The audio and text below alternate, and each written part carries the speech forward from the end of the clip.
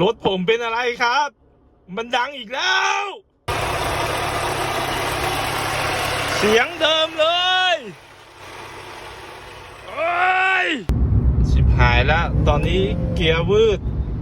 เข้าเกียร์แล้ว เร่งมันไม่ไปแล้ว ชิบหายแล้ว เอ้าเย้ย